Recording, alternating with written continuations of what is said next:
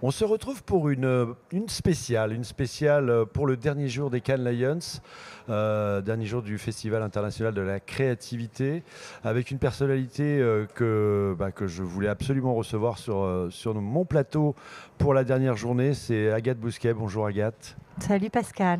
Comment vas-tu? Ressenti? Ah bah, ça va, je suis un peu comme tout le monde, un peu crevée et en même temps assez émue en fait, parce que c'est le dernier jour. Tu dois être un peu pareil, parce qu'avec tout ce que tu as fait pour préparer cette édition, enfin tout ce qu'a fait l'IA France, voilà, je pense qu'on est tous un peu dans le même état. C'est le dernier jour et c'est un moment très fort pour nous tous, quoi. Oui, c'est intéressant ce que tu dis. C'est vrai qu'en fait, on a toujours beaucoup d'émotions à la fin. Il y a une sorte de descente qu'on connaît tous en fait quand on finit ce festival. Alors on est vendredi, là on est en journée, on sait qu'il y a une fin de journée qui va être grandiose Mm. pour plein de raisons. Plein de news aussi que tu vas pouvoir nous raconter aussi. On va commencer par une chose qui me semble importante quand même, c'est d'avoir ta perception des Cannes Lions. C'est quoi pour toi les Cannes Lions? Ah, pour moi, c'est vraiment un événement extraordinaire qui nous permet quand même de, à la fois, regarder le travail des autres, d'être inspiré, d'échanger sur ce qui se passe dans notre industrie, mais aussi de s'évaluer. Parce que finalement, c'est un moment où l'ensemble du marché nous regarde nos travaux. Alors, parfois, il y a des choses qui nous paraissent injustes, parfois, il y a des choses où on est très content, mais on est jugé par l'industrie. Et c'est un moment important pour tous les créatifs et tous les stratégistes et tous les gens qui, dans cette industrie, travaillent toute l'année pour des grandes marques et qui se disent comment est-ce que mon travail il va être remarqué ou pas. Donc c'est un moment d'évaluation et aussi un point de repère chaque année où se dire est-ce qu'on a bien travaillé, est-ce qu'on peut faire mieux, comment est-ce qu'on va faire mieux. Pour Marco Venturelli, qui est le patron de la création chez nous et moi, il y a toujours Cannes est toujours très intense, mais l'après Cannes est toujours très stratégique. Qu'est-ce qu'on prend comme décision? Comment est-ce qu'on s'embarque dans l'année qui va venir? Et donc c'est à la fois un aboutissement et le début de la suite. Ouais, c'est intéressant parce qu'on croit que c'est juste on vient prendre des prix et puis on repart. Non, il y a toute une réflexion pendant toute la semaine, beaucoup de rencontres, j'imagine. Et puis je me souviens d'une discussion qu'on avait eue tous les deux sur aussi la place de la créativité dans ce Barnum devenu quasiment, je ne vais pas dire américain, mais presque. Et tu avais une vision particulière sur ce, enfin, pas particulière d'ailleurs, tu avais ta vision sur le sujet. Est-ce que tu peux nous reprendre ça? Oui, alors c'est sympa d'en reparler parce que bon, ça part d'un coup de gueule que j'ai assez régulièrement, qui est qu'en fait, j'essaie de faire en sorte que nos clients viennent voir les cérémonies. Le soir, de 19h à 21h, il y a les cérémonies tous les soirs. C'est des cérémonies où en fait les meilleurs travaux, c'est-à-dire les Gold et les Grands Prix, montent sur scène et on voit leurs cases, on voit les cas, on voit les créations. Et j'essaie de faire en sorte que nos clients soient là, parce que c'est un grand moment d'inspiration, c'est aussi un grand moment d'enthousiasme autour de la créativité. Et malheureusement, je suis en concurrence avec ce qui finalement est devenu un peu trop le centre de Cannes, à mon avis, c'est-à-dire le networking. Et parfois, je me dis, un jour, il n'y aura plus rien dans le palais, en fait. Il ne se passera plus rien dans le palais, tout sera autour du palais, parce qu'il y a des gens, une très large majorité des gens, qui en fait ne mettent jamais les pieds au palais. Et donc, la seule chose que je réclame, c'est qu'en réalité, on laisse au maximum nos clients venir dans le palais à ces moments-là. Après, la journée, évidemment, on les sollicite, c'est normal, les gens ont besoin de leur parler, ils ont besoin de choses à leur dire, des choses à leur vendre surtout. Mais les soirées, elles doivent commencer à 21h30. Les dîners, ils doivent commencer à 21h30 parce qu'en réalité, de 19 à 21, c'est hyper important que nos clients, les annonceurs, ils apprécient le travail de nos agences. D'autant plus que, quand même, jusqu'à l'heure, ceux qui payent tout ça, c'est les agences et les clients qui soumettent des travaux, qui font vivre le festival. Donc je pense qu'il faut rendre honneur un tout petit peu à ceux qui font Cannes, en réalité, au tout début de l'histoire. Mais carrément. Et puis pour ceux qui ont assisté à des remises de prix, on est quand même dans un lieu exceptionnel. On voit ces campagnes sur grand écran, c'est assez magique en fait, hein. Je crois qu'il y a toujours beaucoup d'émotions quand les films qui gagnent, films ou campagnes, il se passe quelque chose et c'est vrai que de ne pas y aller, c'est bien dommage en fait. Enfin, je suis assez d'accord avec toi, même si je pense que malheureusement ou heureusement, j'en sais rien, mais effectivement, il se passe maintenant beaucoup de choses en dehors du palais, mais tu as raison sur l'horaire. Oui, moi Ça serait pas une mauvaise idée. j'achète le fait qu'il se passe plein de choses autour. Je veux dire, on vient, comme ça fait venir plein de gens. C'est un rendez-vous, tant mieux. Enfin, c'est formidable pour la ville, c'est formidable pour l'industrie qu'il y ait des moments comme ça. Mais c'est vrai qu'il y a des moments à sanctuariser. D'autant plus que tu faisais allusion au film. On a vu, parce que c'était les mardi soir, les catégories craft, les catégories production. On va voir vendredi les catégories film. C'est des catégories où on s'en prend plein la figure sur la beauté du métier, sur la puissance des idées. Ces moments-là, on les reverra jamais sur nos téléphones Non, en clairement, format clairement. verticaux.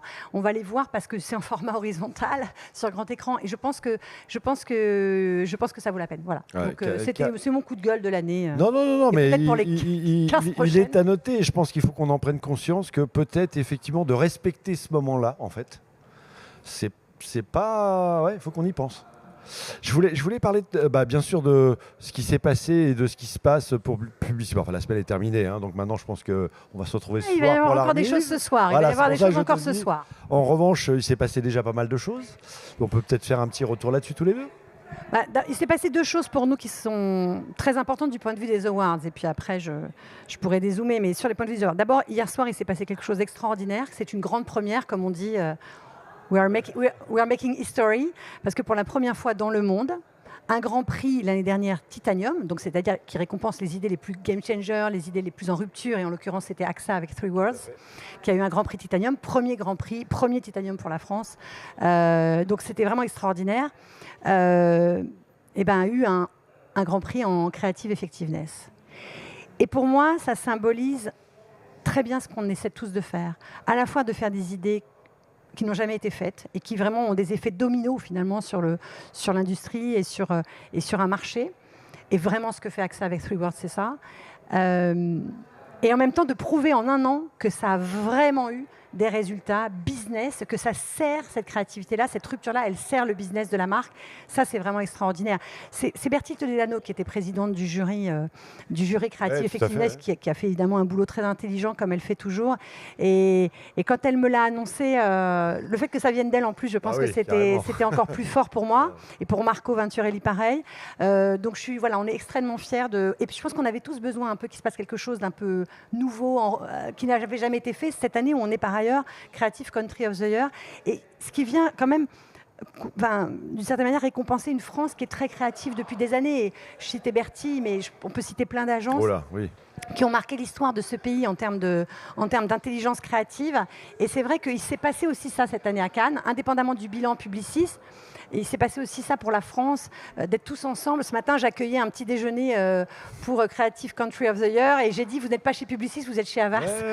Chez LIA, vous êtes au club des directeurs artistiques. Enfin, c'était la France qui était à l'honneur. Donc ça, c'est une première chose. Et puis la deuxième chose qui, pour nous, est très importante, avec Marco toujours, c'est on a vu notre constellation Léo dans le monde, qu'on dirige aujourd'hui, vraiment remporter de très belles choses. Ce soir aussi, ça va être très important ce qui va se passer.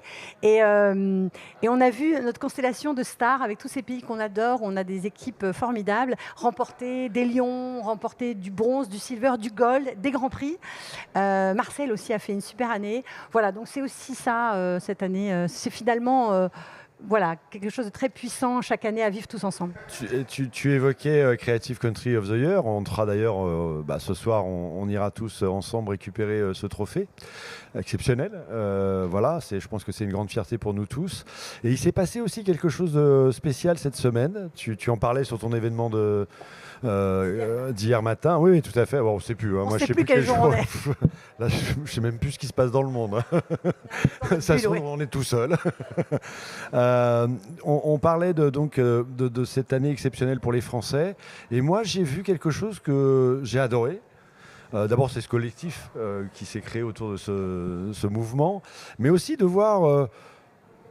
tu étais là, bien sûr, mais tu sais, ce moment où tu es monté sur scène avec Arthur et Maurice. Et on a retrouvé avec vous Jacques Séguéla, avec Mercedes, même Jean-Marie Dru. Et on a vu en photo tout à fait, Marie-Catherine. On en parlait aussi ce matin. C'est fort ça. Et puis j'ai vu aussi une image, une invitation d'Havas avec un logo de Publicis, un film de Marcel passé au Havas Café. Enfin, moi j'adore ça, mais c'est vrai que c'est fort. C'est très fort. Alors, je pense qu'on avait cette demi-heure qui était consacrée à Publicis, qui était sanctuarisée depuis plus d'1 an dans l'agenda, parce que c'est les 100 ans de Publicis cette année. Et quand Arthur a su qu'il y avait le Creative Country, il a dit « je veux rendre hommage à la France », pas seulement parler de Publicis. On a fait en effet 15 minutes où il a à la fois expliqué qu'on était brillant, la France était brillante. On a projeté le film de 2 minutes qu'on peut malheureusement pas trop se faire circuler sur les réseaux sociaux parce qu'il n'est pas totalement libre de droit, mais où il y a beaucoup de campagnes. Il est magnifique, il y a beaucoup de campagnes. Il y a beaucoup de campagnes de tous les groupes en fait, qui ont eu des lions à Cannes en France ces dernières années. Donc évidemment, il y a tous les groupes qui sont représentés. Il y a Romance, il y a évidemment BDDO, enfin ex-BDDB. il y a TBWA, il y a BETC, enfin, il y a Vaspari, il y a Vasplay, enfin, voilà, il y a vraiment toutes les agences. Évidemment, j'en oublie. Il y a Josiane, il y a tout le monde. Mais c'est vrai qu'on avait ce film et après, il a rendu hommage à Jacques. Il a rendu hommage à Mercedes en disant que voilà, c'était un cerveau brillant, brillante stratège, brillante, voilà. Et c'était formidable pour moi d'être sur scène avec elle. Jean-Marie Dru, oui, en effet, qui était là pour l'occasion. Je pense que ça faisait quelques années qu'il n'avait pas mis les pieds à Cannes. Et ça m'a fait très très plaisir qu'il soit là et de passer un peu de temps avec lui. Et voilà, de voir cette photo-là. Alors moi, c'était pas prévu que je monte, mais Arthur m'a appelé 3 fois. C'est un peu mon chef. J'ai fini par monter, mais j'avais un peu la tête baissée parce que je me sentais totalement illégitime à être entourée de ces gens-là. Et je dois dire que c'était un moment très fort. Et je pense que tu l'as dit, il y avait un état d'esprit qu'on n'a pas toujours eu dans le passé, mais qui s'installe depuis plusieurs années et qui nous a permis d'être là où on est et comment on est ensemble. Voilà. Et je me souviens d'ailleurs sur ce plateau, juste pour finir sur cette session, cette photo de Marie-Catherine derrière vous était juste waouh. Et je reviens sur ce qu'on évoquait sur ce plateau il y a quelques années où tu me parlais de Marco qui disait les Français, faut y aller. Pardon de taper sur la table, la régie, mais... Oui, mais l'Italien, il arrive en France et il découvre il y a 10 ans qu'en fait, il n'y a pas une immense solidarité entre les agences, alors qu'il est habitué à ce que les Brésiliens jouent Brésil, les Américains jouent Américains, bon, etc., etc. Et il dit, mais pourquoi ? Pourquoi est-ce que, surtout quand le travail est bon, il ne s'agit pas de soutenir un travail qui n'est pas bon. Enfin, il y a du très bon travail.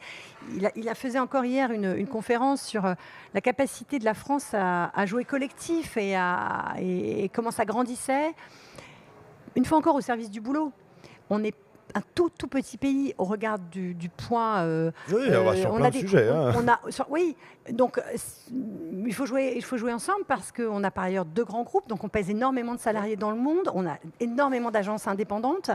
Des marques aussi. On a des marques très fortes. Donc en fait, il faut quand même qu'on les défende. Tu disais tout à l'heure, on est entouré d'Américains. Aujourd'hui, ce festival, c'est clair qu'on a l'impression qu'il y a 80% qui est possédé, qui est pas loin de ça, qui est possédé par les États-Unis. C'est pas illogique. Ils ont les grandes marques, ils ont les grands groupes, mais on ne vaut pas rien.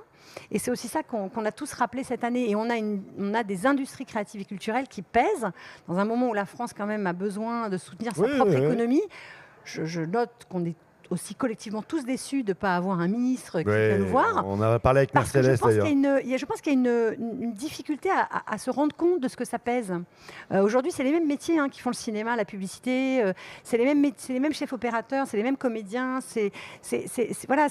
On est dans une industrie qui est très importante. Et donc, si on se déplace pour le Festival du cinéma, oui, il y a peut-être un peu moins de stars ici, mais en termes d'emploi, on pèse beaucoup plus lourd.